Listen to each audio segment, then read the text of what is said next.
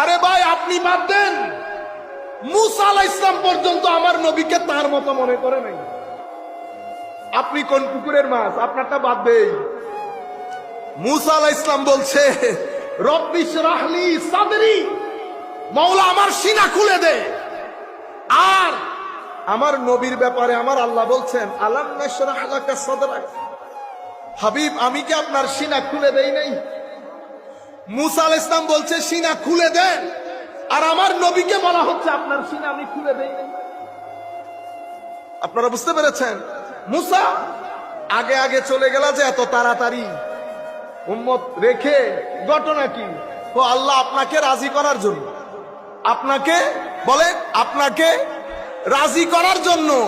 আচ্ছা, তো মুসা আগে আগে কুহে তুরে চলে যায় আল্লাহকে রাজি করার জন্য।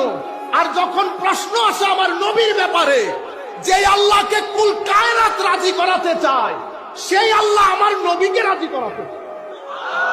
ওয়ালা সাউফা ইউতিকা রাব্বুকা ফাতারদা, হাবিব আমি ঘোষণা দিচ্ছি অনতি বিলম্বে আমি আপনাকে এমন দেয়া দেব, এমন দেয়া দেব, নিয়ামতের বর্ষণ এমন ভাবে হবে আপনি না হেসে পারবেন না। আপনি মুস্কি হাসি দিয়ে দেবেন, আপনি মুস্কি হাসি।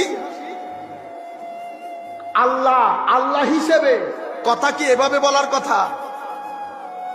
একজনের দৌড়াদৌড়ি করছে রাজি করার জন্য, আর আরেকজনের ব্যাপারে কথা হচ্ছে আমি আপনাকে সন্তুষ্ট করব, আমি আপনাকে সন্তুষ্ট করব। আমি যদি এই রাস্তায় যাই, এটা আলাদা একটা রাস্তা। আমি শুধু আপনাদেরকে বোঝাতে চাচ্ছি কুল এবং হুয়া, যাতে তৌহিদটা বুঝতে পারেন। তাইলে হুয়ার কোনো মিছিল নাই, সেই কারণে কুলকে আমাদের মতো করে পাঠানো হয়েছে। এখন আমাদের মত মানে কি? আপনি আপনার কাতারে নিয়ে আসলেন অতি সাধারণ, আজকে একজন বলতেছে অতি সাধারণ, অতি সাধারণ। ইন্না লিল্লাহি ওয়া ইন্না, আমি জানি না উম্মতের ঈমান শেষ পর্যন্ত কোথায় দিয়ে দাঁড় করায় এই সমস্ত এই যে জুব্বা কুব্বা পরনেওয়ালা বান্দা।